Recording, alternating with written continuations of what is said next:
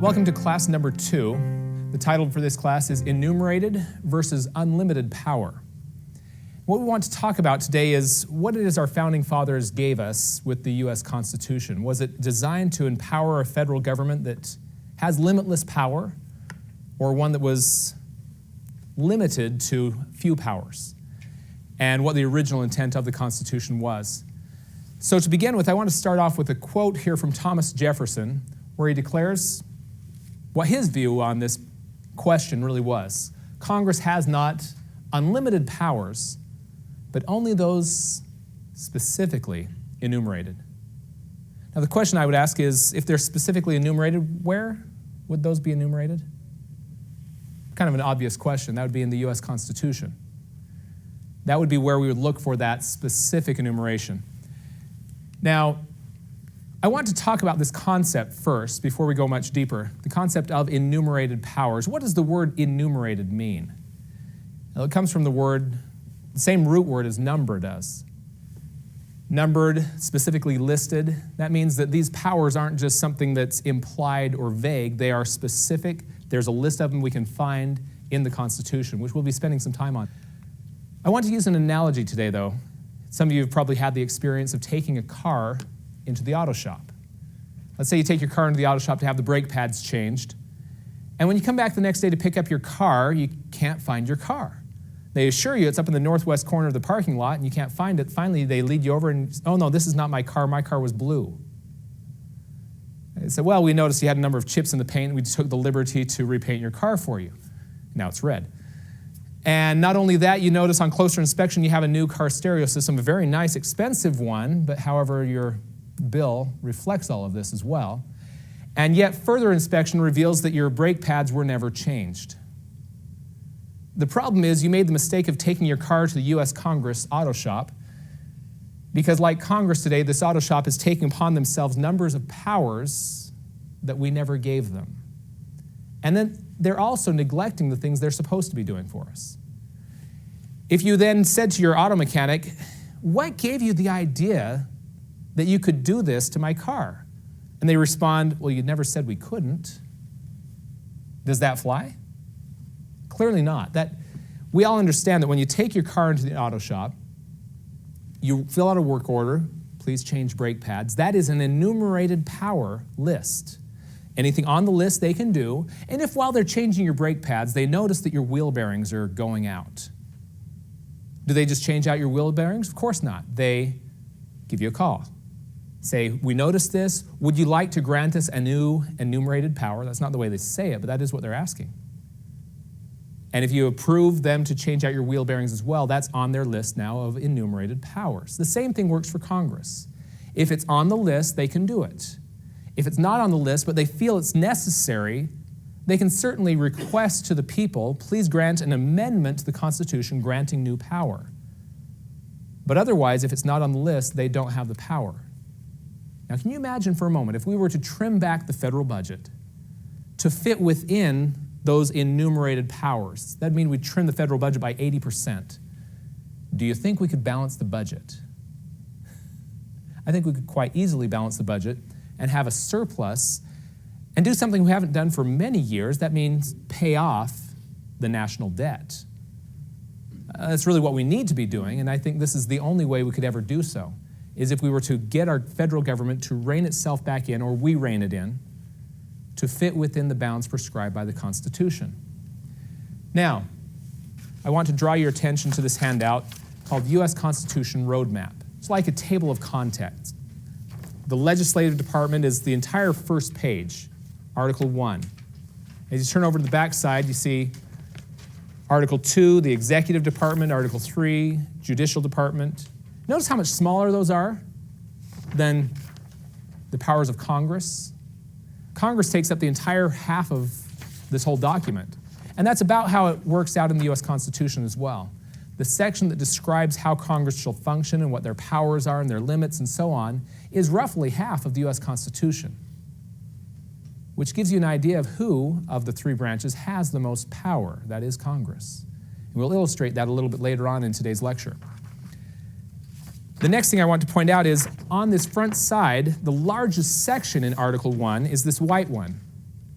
Notice how it goes Article 1, and then there's Section 8, which is Congress, powers granted to Congress. And then in Section 8, there's 18 clauses. Article, section, and clause is the way the Constitution is laid out. It's very much like in the Bible where you have book, like the book of Matthew, and then chapter 1 and verse 1. Article, section, and clause is very much like book, chapter, and verse. Now, this largest section is the list of powers. This is the enumerated powers of Congress in Section 8. That's the list of powers that they can legislate on. They can make laws on any of the things on these 18 clauses, and only that. And if it's not on that list, they don't have the power. Now, in the U.S. Constitution itself, the very first line after the preamble, if you have your pocket Constitution with you, in this version it's on page 11. Right after the preamble, we find Article 1, Section 1, and Clause 1. The very first thing it defines is this: all legislative powers herein granted shall be vested in Congress. What's legislative power? Legislative power is lawmaking. Lawmaking power. So all power to make laws is given to whom? Go ahead. Congress. All power to make laws given to Congress. Now here's your quiz. If any of you are good at math, you may remember those if-then questions.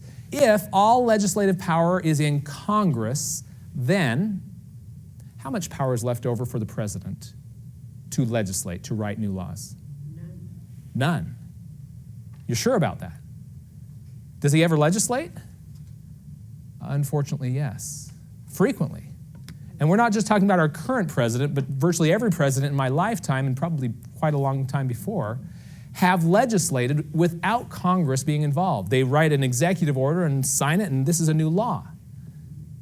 That violates the very first line after the preamble of the Constitution. For the president to write law himself, he's taking the power of one of the other two branches, which was clearly defined for Congress and Congress only. That's a usurpation of power. Now, again, this if-then question, the next one is, if all legislative power is in Congress, how much legislative power is left to the Supreme Court? None? You're sure? Do they ever legislate? Yes. Again, unfortunately, they do. A classic example is Roe versus Wade, which hundreds of years of history were suddenly diverted in a different direction by a ruling of the Supreme Court. And as we're told today, Roe versus Wade, legalizing abortion, is settled law. If Roe versus Wade is settled law, who wrote the law? It wasn't the legislature, it wasn't Congress, was it? It was the Supreme Court. So in that way, that clearly violates the very first line of the Constitution. If we just followed this much of the Constitution, a major portion of what's going on in our nation would stop, because the president is legislating quite actively, as is the Supreme Court. This would rein in a good portion of that. Now, the next part I want to focus on is the phrase herein granted. All legislative powers herein granted. The point is, all the legislative powers that were herein granted in that part we just covered, Article 1, Section 8, clauses 1 through 18, that's where it is herein granted. And any that is not herein granted, well, then the 10th Amendment applies. The powers that are not delegated to the United States by this Constitution, nor prohibited by it to the states, are reserved to the states, respectively, or to the people. What does that mean? If it's not on this list, that power does not belong to the federal. It belongs to either the states or to the people. Now, in some cases, some things are prohibited to the states. You'll find that primarily in Article 1, Section 10. There's a list. It says, no state shall, no state shall, no state shall, all throughout Article 1, Section 10. We'll go into some of those a little bit later in Lecture 3 in particular, no state shall section. So some things, it's not appropriate for the federal nor the state governments to be doing. Some powers are reserved only to the people. Some things are not appropriate for government to be involved in at all. That is probably the simplest description of constitutionalism 101 I could give you. Only Congress can legislate. Congress can only legislate on those enumerated powers found in Article 1, Section 8. and anything else is a power left to the states or to the people. If everyone understood that much of what our federal government's involved in, it would not be. So considering the fact that our federal government has stepped far beyond the bounds prescribed by the Constitution, it's become popular lately. Many states have started pushing forward for nullification-type bills. What nullification is, simply on a state level, is when a state stands up and says, we do not recognize the authority of the federal government to legislate in this area. It's not in their jurisdiction, therefore we are not going along with it. Very simple concept. But there's been a lot of concern about this. The media has certainly done their share of warning people against it.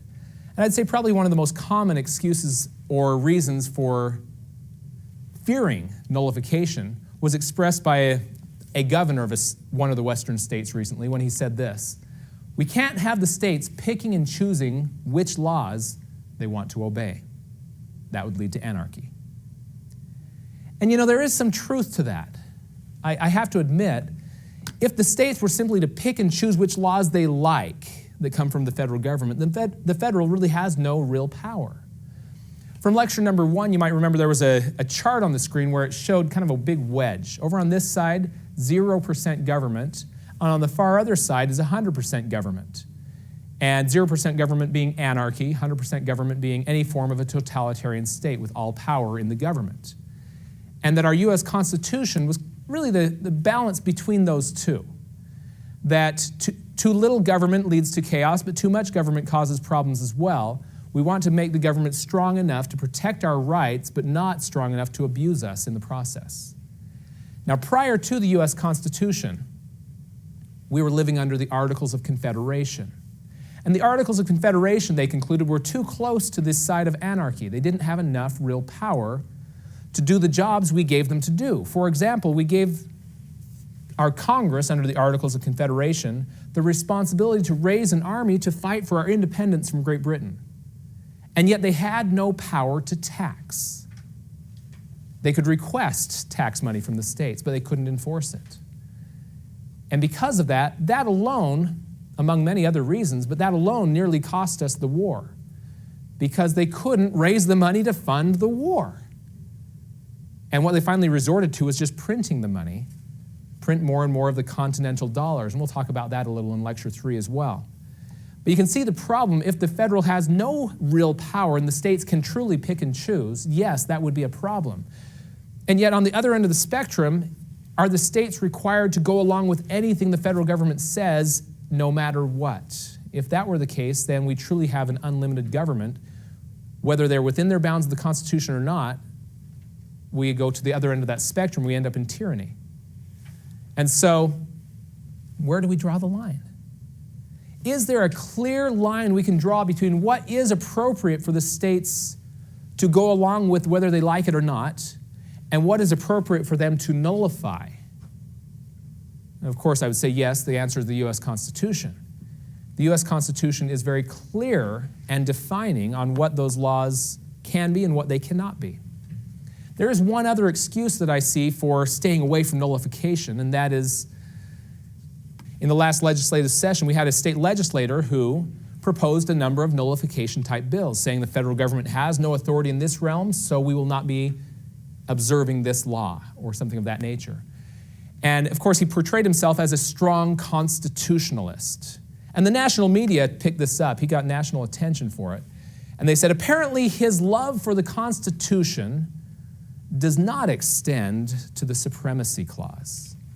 So that's the other one, is the Supremacy Clause. It's found in Article 6, Clause 2 of the U.S. Constitution. And here's what they want you to believe it says. This is not what it says. This Constitution and the laws of the United States which shall be passed by Congress, that's the part that they don't want you to know what it really says, shall be the supreme law of the land. So what this is implying is any law that's passed by Congress is the supreme law of the land, regardless of whether or not it's on the list of enumerated powers. If they pass it, it's constitutional and supreme. But a simple reading of the Constitution resolves this question. Because Article 6, Clause 2 doesn't say that. It says this Constitution and the laws of the United States which shall be made in pursuance thereof. shall be the supreme law of the land. Made in pursuance thereof. And by the way, on your class handout, that is answer to question number 1. There's a fill in the blank. Made in pursuance thereof is your first answer.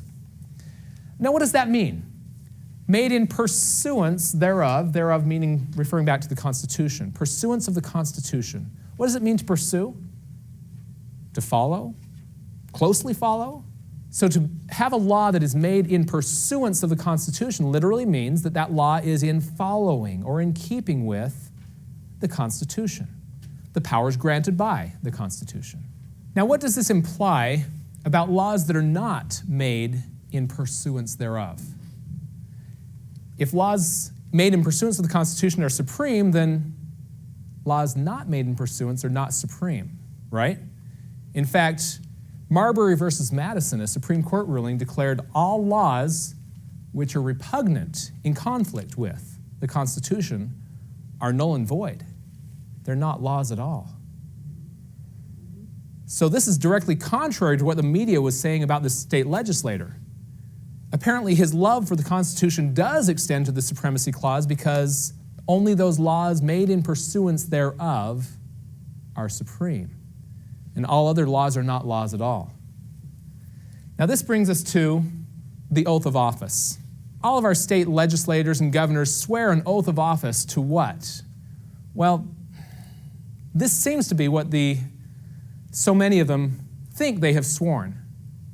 I do solemnly swear or affirm that I will be subject and subservient to the federal government, and that I will support and defend all laws passed by Congress or the Supreme Court or the President, never questioning their authority to legislate in all matters whatsoever. That seems to be what they feel like they're supposed to be doing.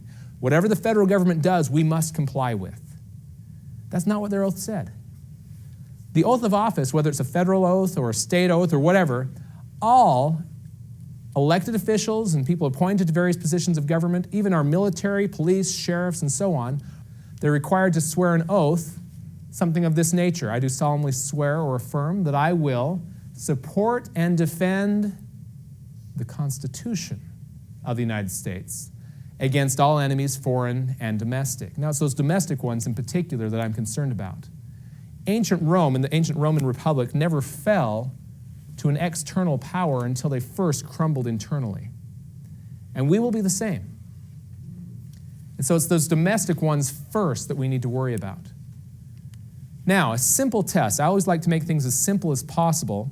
If you want to understand what really is constitutional and what is not, when someone's bringing forth an interpretation of here's what the Constitution means, remember this simple test that I'm about to give you. It comes from 2 quotes from our founding fathers. First, James Madison in Federalist number 45. Now, the Federalist Papers, as a quick side note, was a list of 85 letters to the editor, really, written by James Madison, John Jay, and Alexander Hamilton. These letters were written to the papers of the state of New York to help the people of New York understand this Constitution that was being proposed, to encourage them to go along with it and encourage their state to ratify it. So the Federalist Papers is probably the greatest single source of what was the original intent of the Constitution. It's the greatest authority on that topic. Now, Federalist number 45, James Madison points out, the powers delegated by the proposed Constitution to the federal government are vague, undefined. No, few and defined. Just the opposite of vague. They're few and they are defined. That means they're clear. The other quote here from Thomas Jefferson says, to take a single step beyond the boundaries thus specially drawn around the powers of Congress is to take possession of a boundless field of power, not longer susceptible of any definition. The 2 phrases I want you to remember now are few and defined and boundless fields of power. That's the test. This interpretation that someone's sharing with you, this is what the Constitution means. By that interpretation, can we justify boundless fields of power? Or by that interpretation, is that a narrow, few, and defined understanding of the powers? And we'll repeat this test a few times today. So that's where we are today. I want you to always remember this Enumerated powers versus a boundless field of power. Few and defined or boundless powers. That's our simple test we'll be applying to the Constitution. Now, contrary to this, the Attorney General between 1941 and 1945, a man by the name of Francis Biddle, he gives us his interpretation of how to interpret the Constitution. The government of the United States can do anything not specifically prohibited by the Constitution. Does that sound like few and defined or boundless power? Boundless power. That sounds like our auto mechanic, doesn't it? How big would the work order have to be when you take your car in to list everything you don't want them to do specifically? Please don't change my left or right headlights. Please don't change the dome light. Please don't change out the fourth lug nut on the front right wheel. And the work order would have to be huge. In the same way, how big would the Constitution have to be if we listed what they could not do rather than the few powers we were actually giving them? It wouldn't be this size, I tell you that. It'd probably be a lot more like the size of most of the bills they're passing today, where it takes reams of paper to print it. And no one would know what it said, and no one would be able to read it. Wisely, they chose to simply list those few powers you do have, and if it's not on the list, you can't do it. So he's clearly reading the Constitution in reverse. And of course, Congressman Pete Stark, just to bring things to modern day, this concept, this idea still persists. In this country, the federal government can do pretty much whatever it wants to. Yet again, boundless or few and defined. That's clearly boundless power, isn't it? Now, I want to bring things down to a very simple description. There's really 5 places in the Constitution that are frequently exploited and stretched beyond their original intent to find unlimited power. The first one we've already covered, that being the Supremacy Clause. Whatever is passed by Congress is supreme and you must comply. The other 4 consist of the General Welfare Clause. You've probably heard that used before. Found in Article 1, Section 8, Clause 1. We'll go into that one next. But the rest of the list, number 3 is the Necessary and Proper Clause. Article 1, Section 8, Clause 18. Frequently also known as the Elastic Clause, because this one you can just stretch to fit any power you could imagine into it. Or also the Implied Powers Clause, it's also known as. Number 4, the Interstate Commerce Clause. This one's had a fair amount of popularity and publicity lately because it's the one that our national health care law is justified by, we're told. This is why they can do this new law. Found in Article 1, Section 8, Clause 3. We'll go into that one as well, and then we'll conclude with treaty law. So let's start with number 2 now, the General Welfare Clause. Here's what it does say. Congress shall have power, and then the ... is various ways of raising money. So Congress shall have power to raise money to pay the debts and provide for the common defense and general welfare. That's the only 3 things Congress can spend money on. Pay debts, provide for the common defense, and general welfare. Now that has been taken to mean, especially the general welfare, that Congress can do anything it wants to as long as it's for the general good. Not at all what was originally intended, and we'll demonstrate that. First of all, James Madison, again, declares if Congress can do whatever in their discretion can be done by money and will promote the general welfare, then the government is no longer a limited one. He's using our same test, isn't he? Is this limited government, few and defined, or boundless fields of power? He's saying if that's the interpretation, we're talking about boundless power. We do not have limited government. And yet that is the popular understanding of that clause today, as wrong as it may be. Thomas Jefferson again points out, Congress has not unlimited powers to provide for the general welfare, but only those specifically enumerated. Specifically enumerated? The powers of general welfare are specifically enumerated? Well, yes, they are. In fact, that's about half of what's in Article 1, Section 8. I'll show you that in just a moment. One more quote from James Madison, and then we'll get into it. He says, nothing is more natural nor common than to first use a general phrase and then to explain and qualify it by a recital of particulars. In other words, to introduce your topic, such as I'm writing a research paper on trees. I start off with the statement, the general phrase, trees are good. Then I'll recite some particulars such as trees are good for shade, Trees are good for wood. Trees are good for the environment, for animals to live in. Trees are good for helping have more oxygen in the air, and so on. Those are the recital particulars. Start with a general phrase and then give the specifics afterwards. That's exactly how Article 1, Section 8 is written. It starts off with, at the top, Clause 1, the very first line in Article 1, Section 8. If you want to follow along, this is on page 17 in your pocket constitution. It starts off with, the Congress shall have power to pay the debts and provide for the common defense and the general welfare.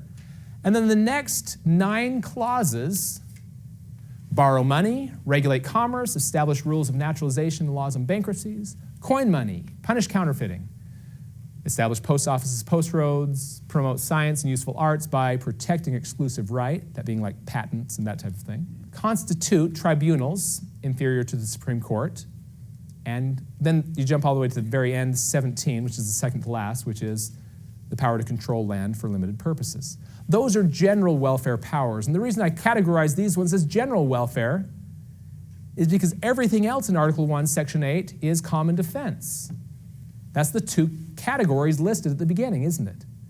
To provide for the common defense and general welfare. That's our general phrase at the top, common defense and general welfare. And then here's the specific powers of common defense on this side and general welfare on that side. But all the powers fall into one of these 2 categories. Now, a year or so ago, I was grilling a congressman on his voting record. I like to do that type of thing myself. Asking him, where in the Constitution did you feel you had the authority granted to take our tax dollars and give it away to the governments of foreign nations, what's known as foreign aid? And I don't care what government we're talking about, where in the Constitution is it granted? And he said, well, that would depend on which foreign aid. In some cases, it would be under the General Welfare Clause, and some of it would be under the Common Defense Clause. My response to him was, well, I understand very well, I'm very familiar with the general welfare powers. They are specifically listed in clauses 2 through 9 and 17. Which one of those are you talking about? And while we're on the topic, the common defense powers, clauses 10 through 16, are specifically enumerated. Which one of those do you feel grants the power for foreign aid? This was on Facebook where he was campaigning for re-election. It was his campaign page. He deleted my question and then blocked me from asking any further questions. I guess he didn't like the direction this was going. But do you see the point? You can't use the Common Defense Clause or the General Welfare Clause as an excuse for a power if it's not listed in the specifics thereafter. That is the general welfare powers. This is the common defense powers. It's very clear. And that is all that the common defense or general welfare grants. Now, the next one, excuse number 3, the elastic clause, also known as the necessary and proper clause. Here's what it does say. The Congress shall have the power to make all laws which shall be necessary and proper. A few years ago, a friend of mine used this one with me. I was telling him his U.S. senator that he loves so much doesn't tend to follow the Constitution very well. And he asked for some specifics. I gave him some. He says, oh, well, that's under the necessary and proper clause. Would you mind reading that with me, I say? Sure, and this is what he read. The Congress shall have power to make all laws which shall be necessary and proper. And that sounds like few and defined powers or boundless. That does sound pretty boundless, and that is what it says. Do we have a problem here? Well, no. If you read it in context, the only problem is we didn't finish reading. In fact, if anyone ever uses this one with you, just ask them to read the next 7 words. You can read on if you'd like, but the next 7 words really clarify it because it says, for carrying into execution the foregoing powers. What is that talking about? Congress has power to make all laws that shall be necessary and proper for carrying into execution the foregoing powers. Let me show you where this appears in the Constitution, right here at the bottom. You have Article 1, Section 8, the heading up there, the specific powers of general welfare, common defense, and then the conclusion, the necessary and proper clause. And it says they have power to make all laws which shall be necessary and proper for carrying into execution the foregoing powers, these powers that came before it. It's referring to this list of powers, isn't it? So if that's referring to this list of powers, either common defense powers or general welfare powers, does that give any new power? It doesn't. It clearly doesn't. In fact, my friend, when I shared this with him, would you mind reading the next 7 words? He read that and said, oh. And that was it. Let's go on to a new topic. And I think that's all we need to do on this particular excuse. You just read it in context. It resolves that for you very nicely. So the next one, and this one's a big one, the Interstate Commerce Clause. You have to realize that the Interstate Commerce Clause is actually part of a larger clause here. This is Article 1, Section 8, Clause 3, and it says, the Congress shall have power to, as a quick side note for a moment, as you read through the Constitution in Article 1, Section 8, you'll notice every one of those clauses begins with the word to, do this, and then to, do that, to, do this, to, do that. All of those, just insert in your mind, the Congress shall have power to do each of those in Article 1, Section 8. So clause number 3, Congress shall have power to, and then we jump down to clause 3, regulate commerce.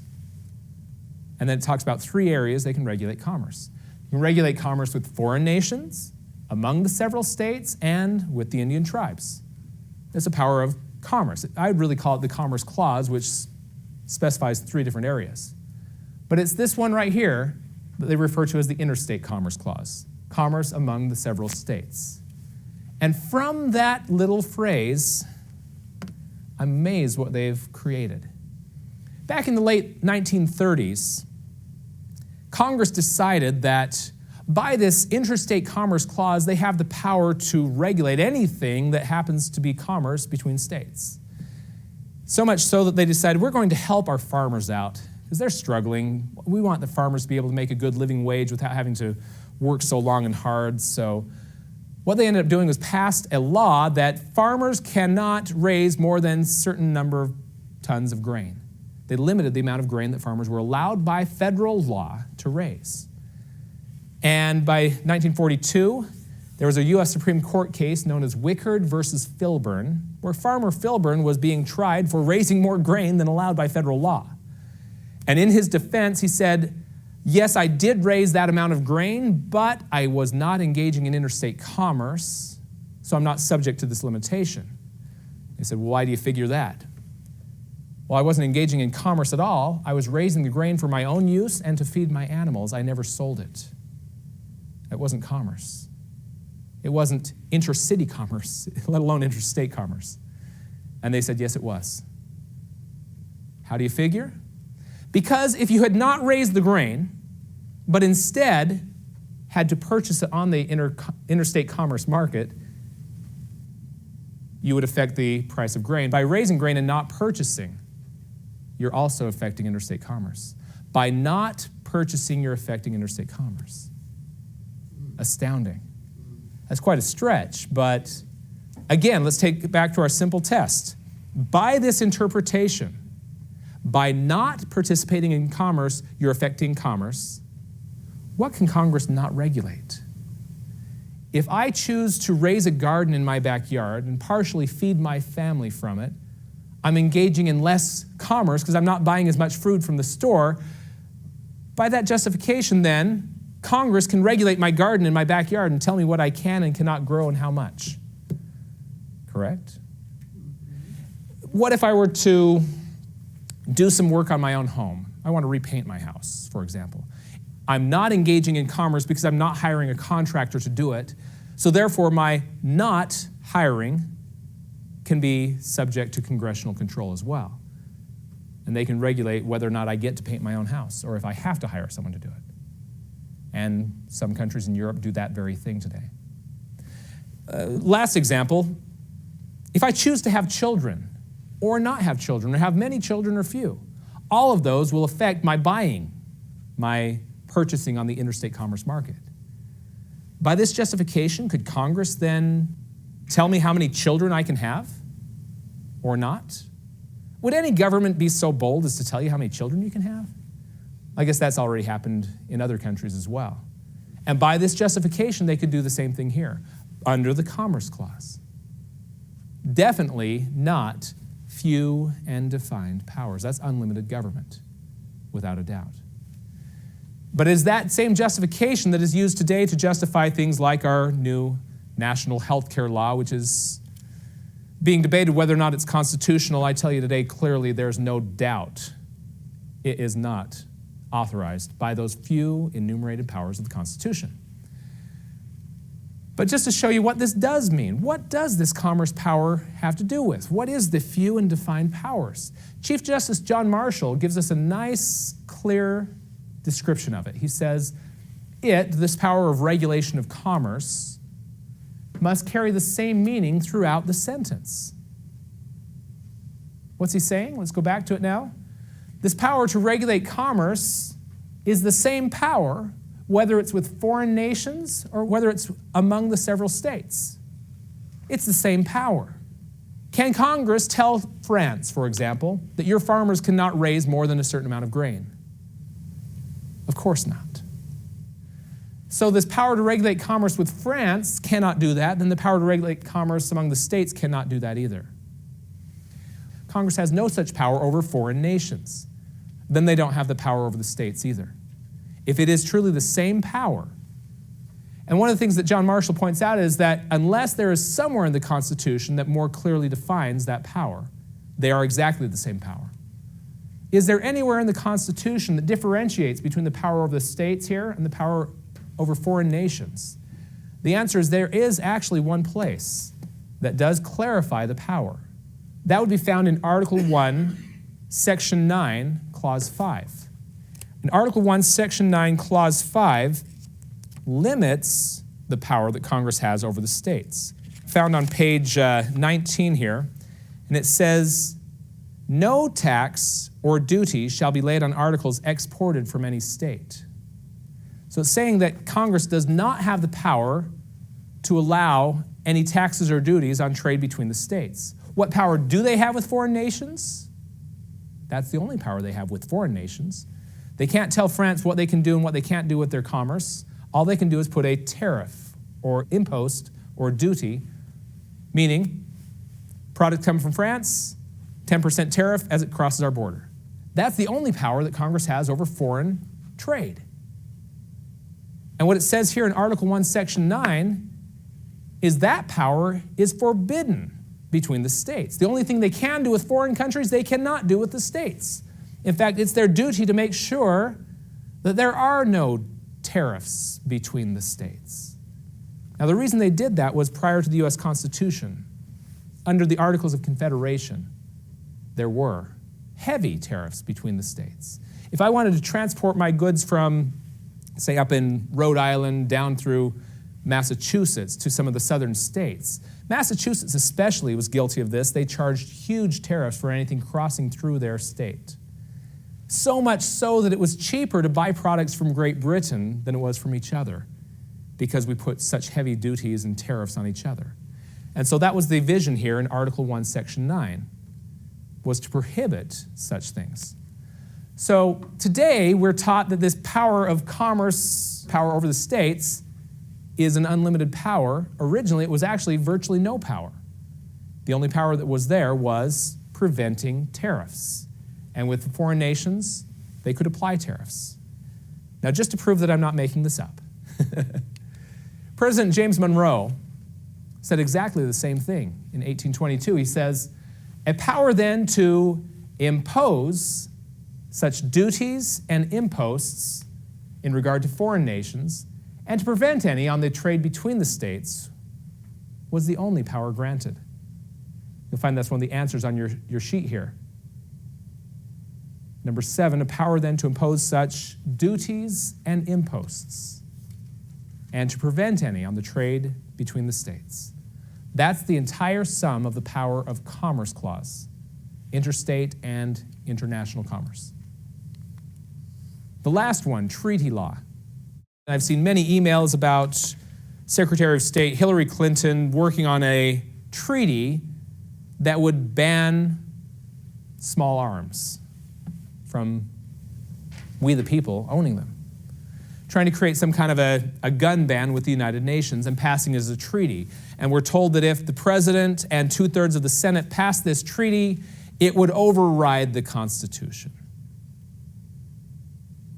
Now again, I'm sorry, but I have a hard time believing that one. Here's what the treaty clause says. This is actually part of the supremacy clause in Article 6, Clause 2.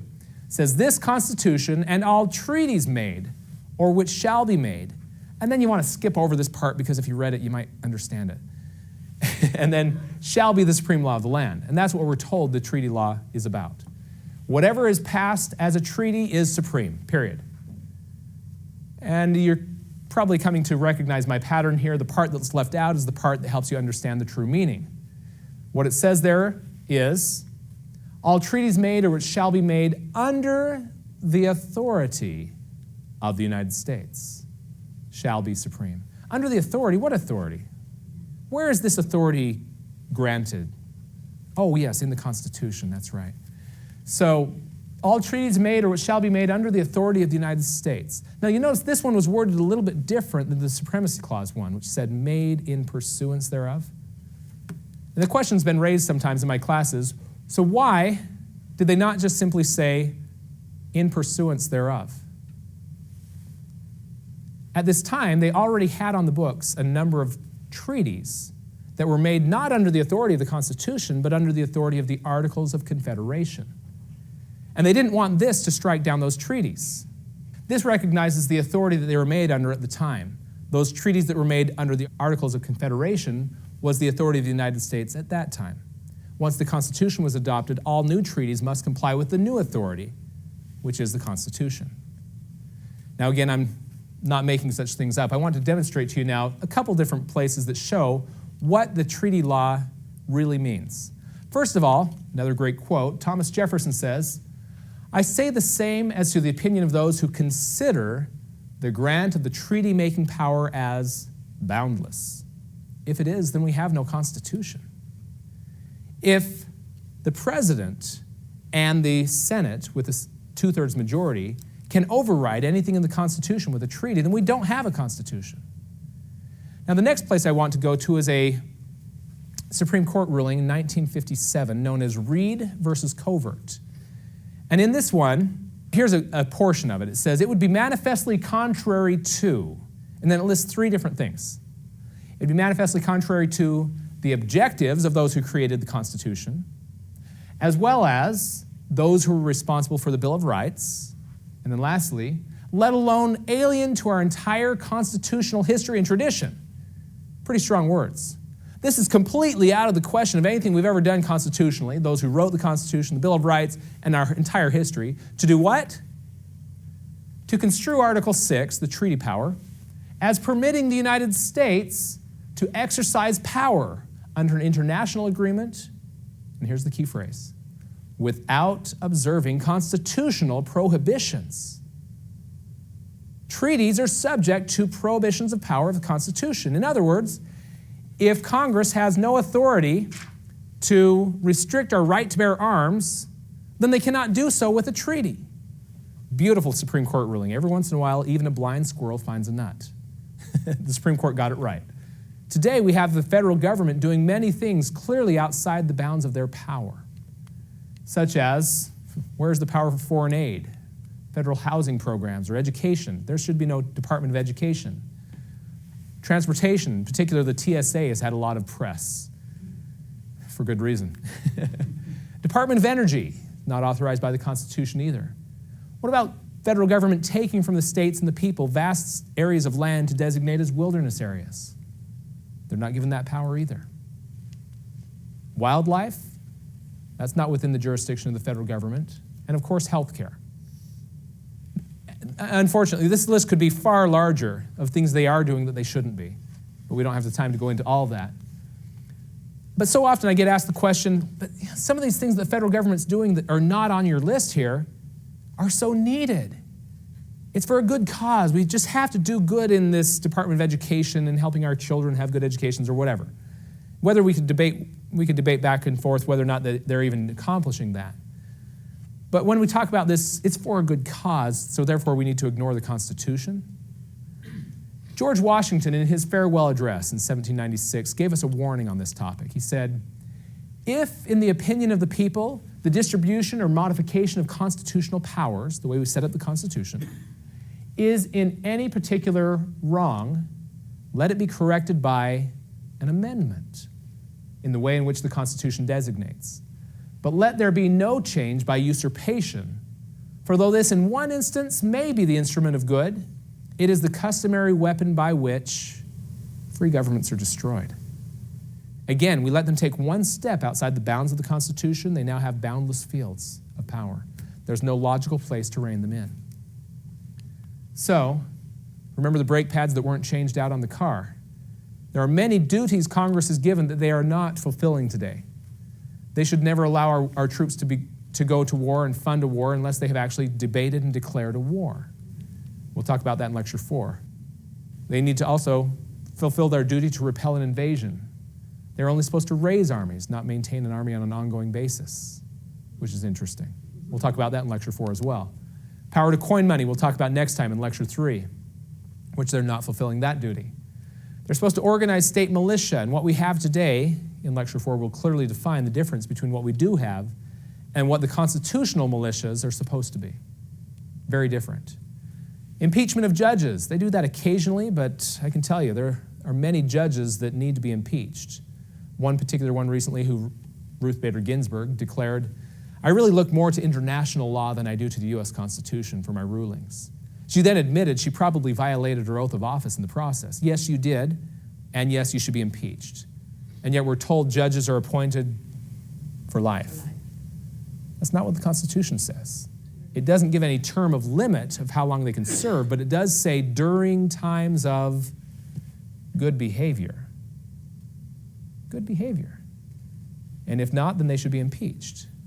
Well, I would say that openly admitting you're violating your oath of office is not good behavior, if ever there was bad behavior. And this is the final one that so many of our elected officials are ignoring, is their duty to uphold their oath of office, to actually follow the limits of power of the Constitution. The only way we can get back to the Constitution then, the power is really in us and our states. It's up to the states and the people to rein in the federal government. James Madison points out in Federalist number 44, there's a reason why our state-level officials are required to swear an oath of office not just to their state constitution, but also to the federal Constitution. At the end of Federalist 44, he addresses this question. In his answer, he says, the members and officers of the state governments will have the essential agency in giving effect to the Constitution, making it effective. Is the Constitution today effective in reining in our federal government? I'm afraid not. And if that's the case, who's to blame? Primarily, it's our state-level officials, but secondarily, it's we the people not holding them accountable for holding the federal government accountable. That's the way the power process works. That's the way the Constitution was formed. We the people empowered the states. The states then formed the Constitution. And that's the same way we rein it in. So nullification is the topic that we started off with, and that's really where we need to conclude then. To dispel the myth, nullification is not some kind of a seditious act or rebellion or treason against the federal government. It's not lawlessness. We're not seceding from the Union. It's not even civil disobedience. It's actually obeying the law. It's upholding the Constitution. When our state-level officials, our governors, our state legislators, our sheriffs, and so on, are faced with a decision, do I follow the federal government or do I follow the Constitution? Which one did they swear an oath to?